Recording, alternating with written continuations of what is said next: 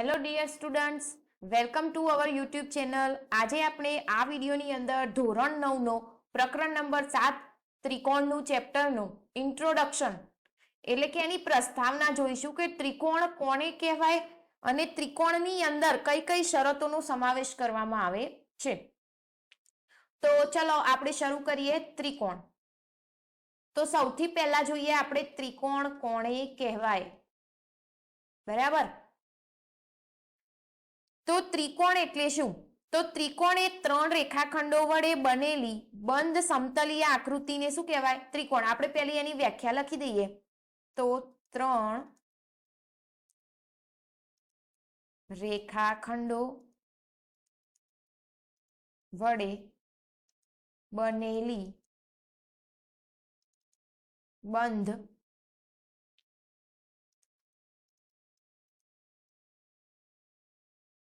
આકૃતિ. કેવી? સમતલીય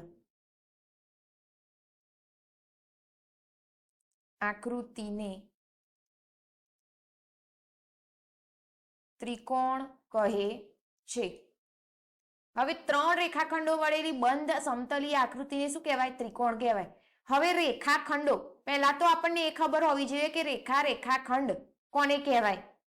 તો રેખાખંડ એટલે આ રીતે લીટી હોય તો આને શું કહેવાય? આપણે રેખાખંડ કહીએ. જ્યારે આ રીતે ચિહ્ન હોય, બંને બાજુ એરો હોય તો એને શું કહેવાય? રેખા કહેવાય. તો આપણને સ્પષ્ટ કીધેલું છે રેખાખંડો. તો હવે આને એનાથી ત્રિકોણ એક બનાવીએ આપણે. તો ત્રિકોણ આ રીતે બનશે.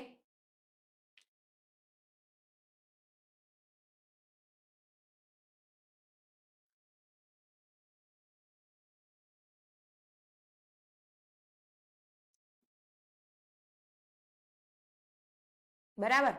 આના આપણે નામ આપી દઈએ. તો આનું શું નામ આપીશું? તો ત્રિકોણ એ, બી અને સી.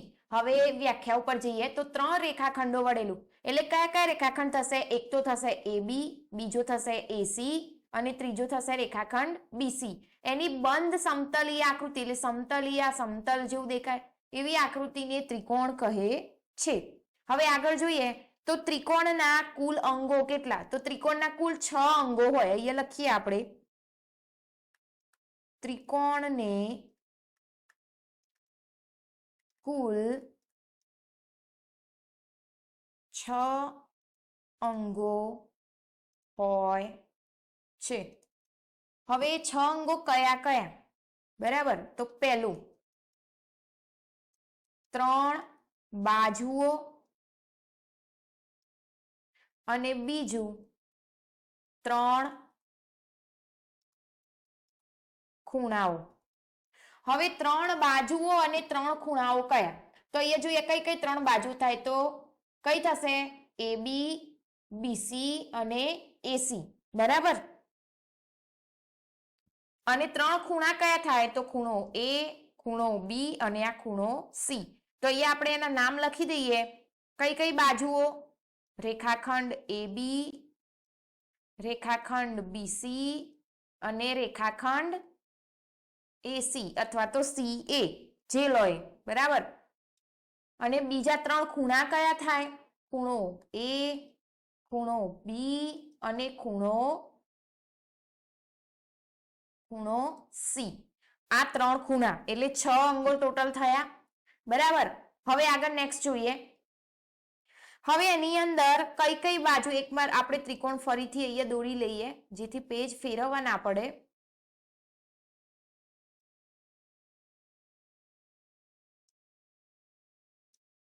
નામ આપી દઈએ એ, બી અને સી.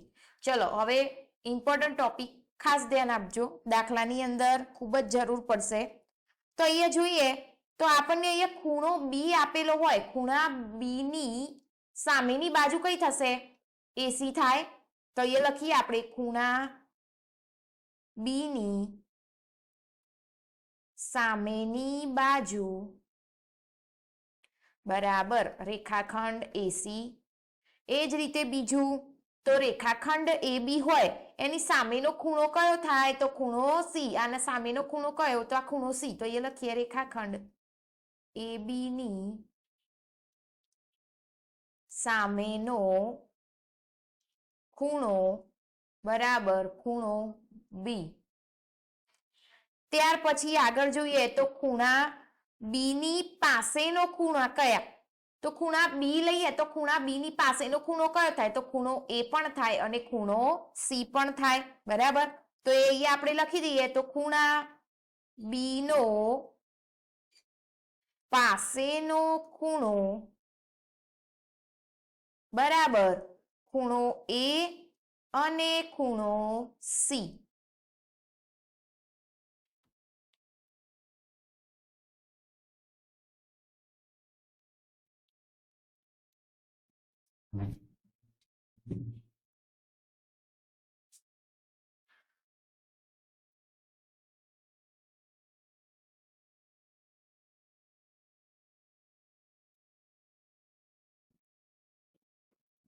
ત્યાર પછી આગળ જોઈએ તો આપણે અહીંયા શું કર્યું?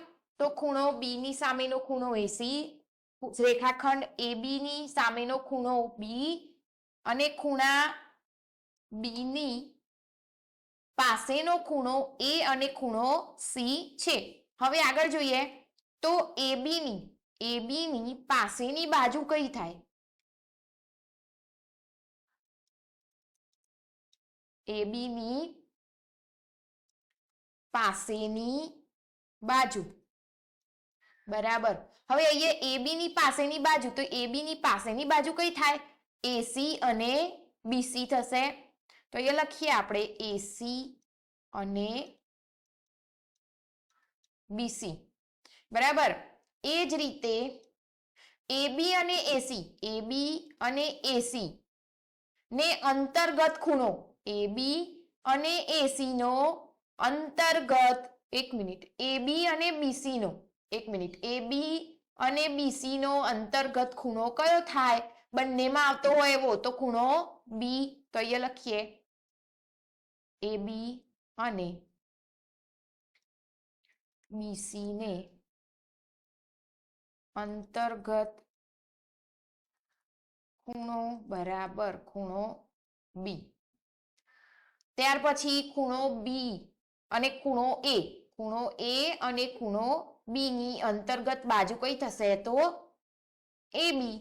તો એ લખી દઈએ આપણે ખૂણો એ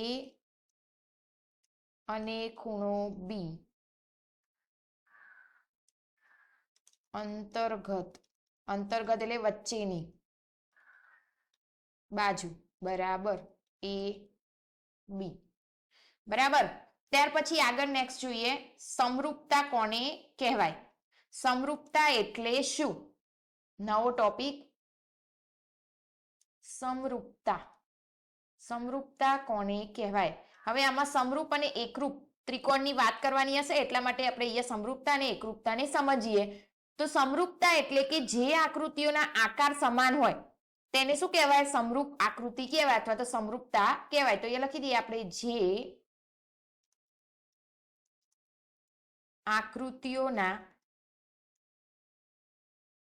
આકાર સમાન હોય તેને સમરૂપ આકૃતિઓ કહે છે. શું વાત કરે છે? સમરૂપતા, જે આકૃતિઓના આકાર સમાન હોય, આમાં માપ સમાન હોય એવી વાત કરેલી નથી. જસ્ટ ખાલી શું કીધેલું છે? આકાર સમાન હોય. તો ઉદાહરણ તરીકે લઈએ તો બે ચોરસ લીધા હોય તો એ ચોરસ જ કહેવાય, એટલા માટે શું કહેવાય? સમરૂપ કહેવાય. પણ એની માપ ચોક્કસ કીધેલું હોય નહીં. બે વર્તુળ, તો આ શું થશે? બંને સમરૂપતા. અને એને દર્શાવવું હોય, જો ત્રિકોણ સમાન દર્શાવવા હોય સમરૂપતા કઈ રીતે દર્શાવે? કે ત્રિકોણ એબીસી સમરૂપ ત્રિકોણ PQR આ રીતે દર્શાવી શકાય. ત્યાર પછી આગળ જોઈએ તો એકરૂપતા કોને કહેવાય? સમરૂપ અને એકરૂપ સમજવું ખૂબ જ જરૂરી, કેમ કે તમને 10માની અંદર પણ સમરૂપ અને એકરૂપતાના દાખલા આવશે. જો નહીં સમજ્યા હોય તો દાખલા સમજી શકશો નહીં. જોઈએ એકરૂપતા કોને કહેવાય? તો જે આકૃતિ ઓના માપ અને આકાર બંને સમાન હોય તો તેને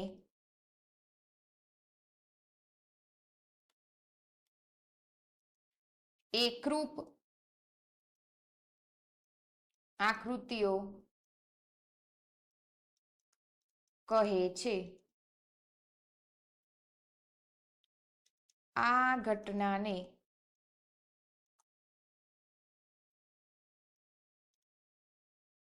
એકરૂપતા કહે છે.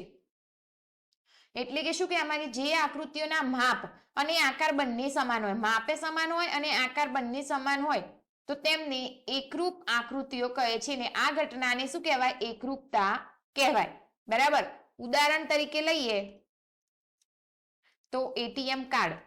એટીએમ કાર્ડનું શું હોય? આકાર અને માપ બંને પણ શું હોય? સમાન હોય. પછી 1 રૂપિયાનો સિક્કો, ગમે તેટલા 1 રૂપિયાના સિક્કા લાવો એનો આકાર અને માપ બધાનું શું હોય? સરખું હોય. પછી ધોરણ 9 નું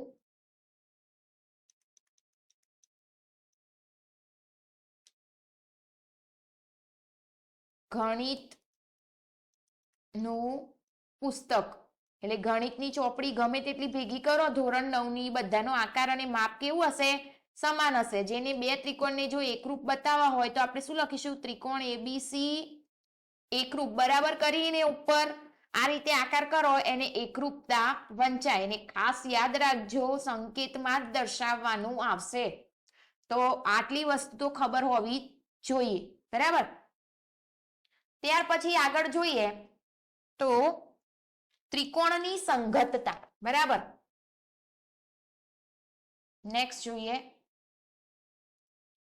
શું કીધેલું છે? ત્રિકોણની સંગતતા.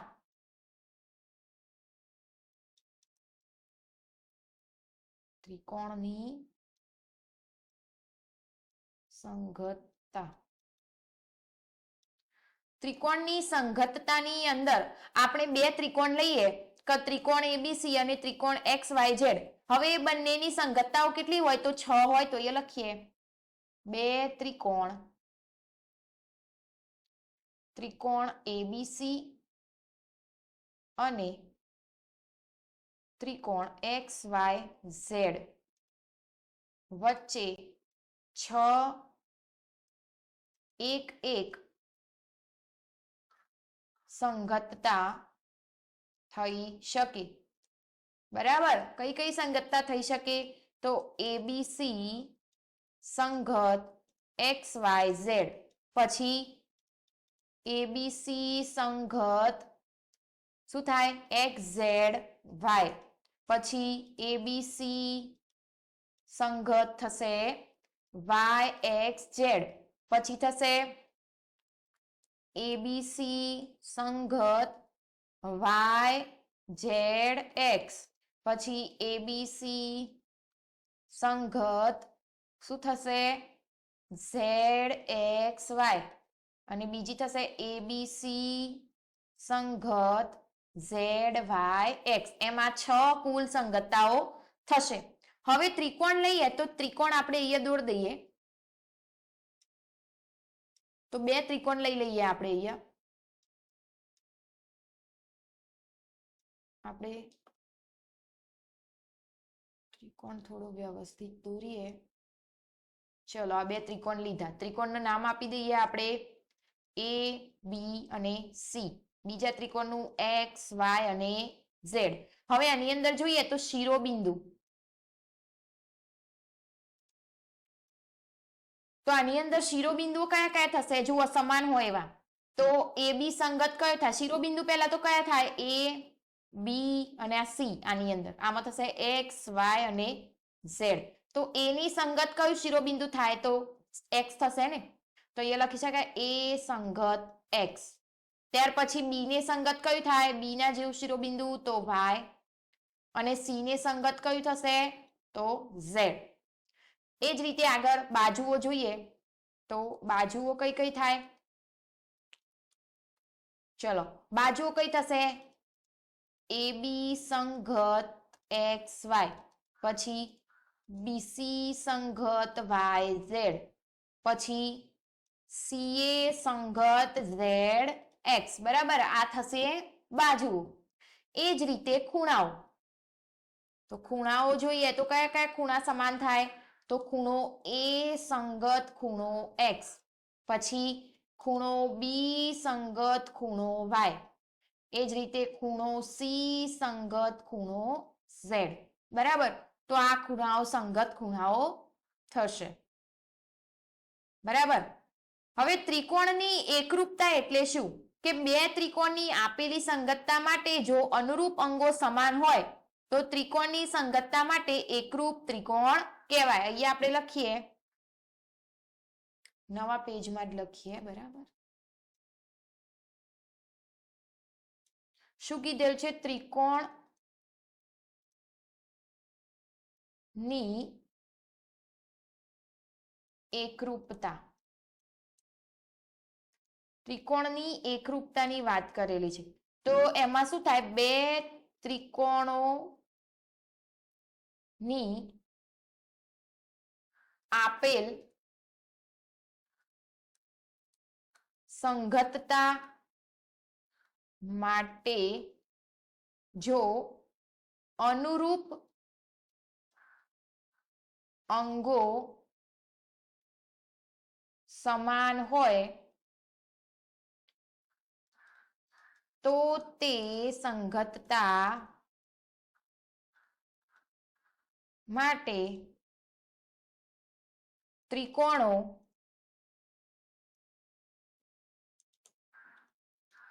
એકરૂપ કહેવાય, બરાબર? બે ત્રિકોણોનો આપેલ સંગતતા જો અનુરૂપ અંગો સમાન હોય તો ત્રિકોણને શું કહેવાય? એકરૂપ ત્રિકોણ કહેવાય. હવે જોઈએ આગળ, તો ત્રિકોણની એકરૂપતા માટેની શરતો કઈ કઈ? જોઈએ, લખીએ અહીંયા, ત્રિકોણની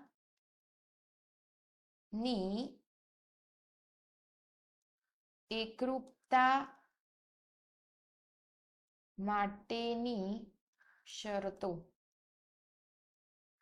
બરાબર?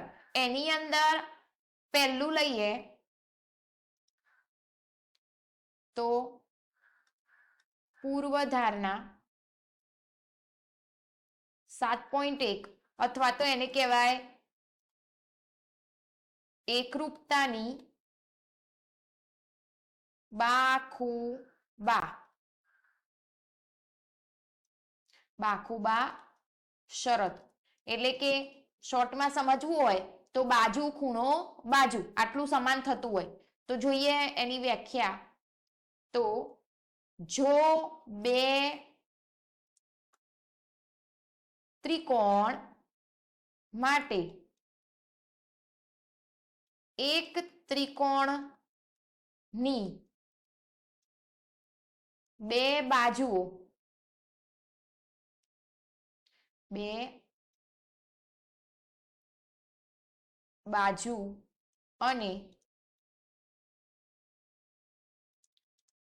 અંતર્ગત ખૂણા અને અંતર્ગત બાજુઓ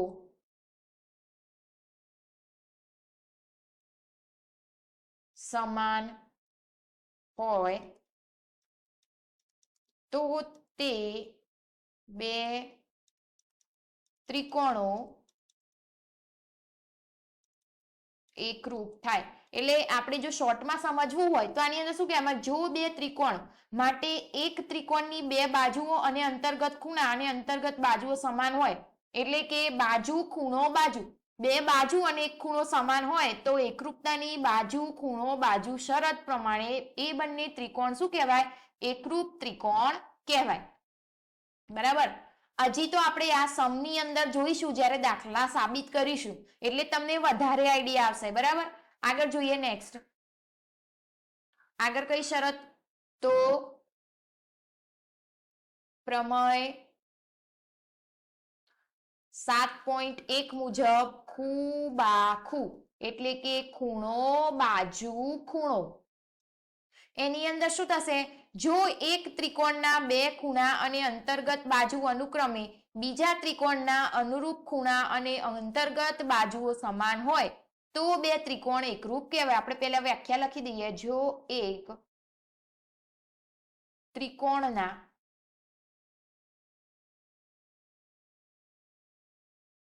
બે ખૂણા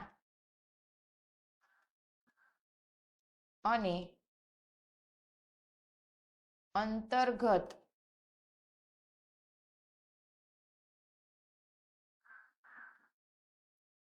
અહીંયા શું લખ્યું આપણે બે ખૂણા અને અંતર્ગત બાજુ અનુક્રમે બીજા ત્રિકોણના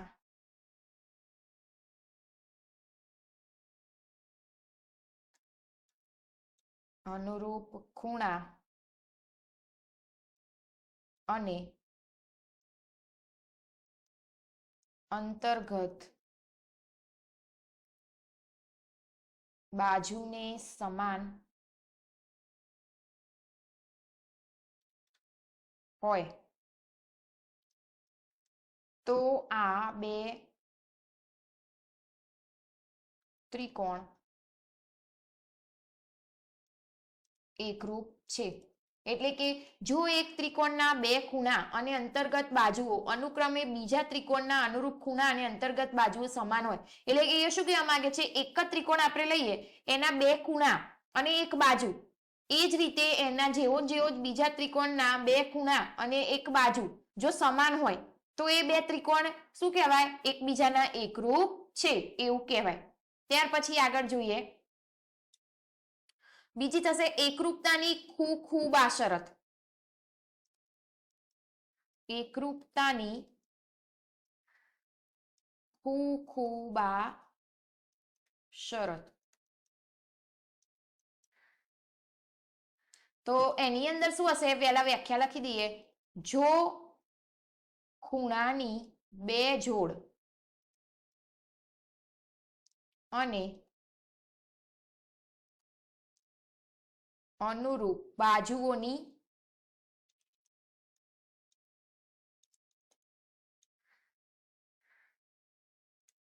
એક જોડ સમાન હોય તો તે ત્રિકોણ એકરૂપ હોય એટલે અહીંયા શું કહેવા માંગે છે કઈ શરત પહેલી તો ખૂબા એટલે બે ખૂણા અને એક બાજુ તો અહીંયા શું કીધું જો ખૂણાની બે જોડ એટલે બે ખૂણા સમાન હોય અને એની અનુરૂપ બાજુ એ પણ એક જોડ સમાન હોય બંને ત્રિકોણની અંદર બે ખૂણા અને એક બાજુ જો સમાન હોય તો એ શું કહેવાય એકરૂપતાની ખૂબા શરત કહેવાય આ શબ્દ ઉપરથી જ સમજવાનું ખૂબા એટલે ખૂણો ખૂણો બાજુ બરાબર ત્યાર પછી આગળ જોઈએ સીપીસીટી એટલે શું જે દાખલાની અંદર ઘણી વખતે આ શબ્દ વપરાશે તો સીપીસીટી એટલે કે ત્રિકોણના ત્રણ ચોક્કસ અંગો દ્વારા બે ત્રિકોણની એકરૂપતા સાબિત થાય બરાબર લખીએ આપણે અહીંયા ત્રિકોણના ત્રણ ચોક્કસ અંગો દ્વારા બે ત્રિકોણની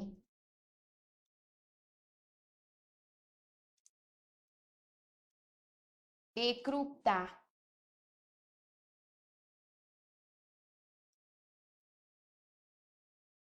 સાબિત થાય એવા એકરૂપ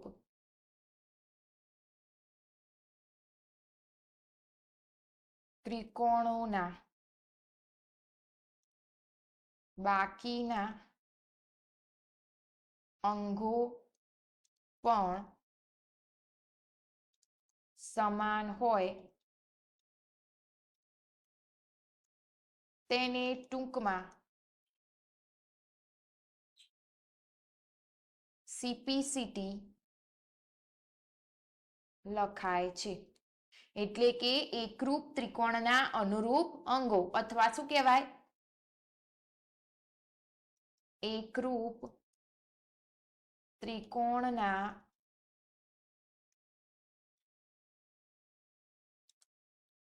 અનુરૂપ અંગો. એટલે આની અંદર શું કહેવા માંગે છે? ત્રિકોણના 3 ચોક્કસ અંગો દ્વારા બે ત્રિકોણની એકરૂપતા સાબિત થાય. એટલે કે એની અંદર 3 ચોક્કસ અંગો કયા? ખૂણો, બાજુ, બરાબર, એ સમાન હોય, એકરૂપ હોય, તો ત્રિકોણના બાકીના અંગો પણ શું થાય? સમાન હોય. તો તેને ટૂંકમાં શું કહેવાય? CPCT લખાય. એટલે કે 3 બાજુ અને 3 ખૂણા પણ સમાન હોય તો એ ત્રિકોણ એકબીજાના એકરૂપ ત્રિકોણના અનુરૂપ અંગો કહેવાય. બરાબર. હવે આપણે આગળ સ્વાધ્યાય, જે આપણો આગળનો નવો સ્વાધ્યાય 7.1 એ નેક્સ્ટ વિડીયોમાં જોઈશું. ત્યાં સુધી જો ચેનલ પર નવા હોય તો પ્લીઝ ચેનલને સબસ્ક્રાઇબ કરી દેજો, જેથી આવનારા દરેક વિડીયોની નોટિફિકેશન મળતી રહે. અને હા, પરીક્ષા નજીક આવતી હોવાથી આપણે દરેક ચેપ્ટરના IMP દાખલા જે પેપરની અંદર પૂછાયેલા હોય એના વિડીયો પણ ટૂંક સમયમાં મૂકીશું, જેથી જો ચેનલને સબસ્ક્રાઇબ તમે કરેલી હશે તો તમને નોટિફિકેશન મળી જશે, જેથી તમે એ જોઈ શકશો. તો ખાસ ચેનલને સબસ્ક્રાઇબ કરી દેજો અને તમારા ફ્રેન્ડ્સ જો હોય તો એમને શેર પણ કરી દેજો.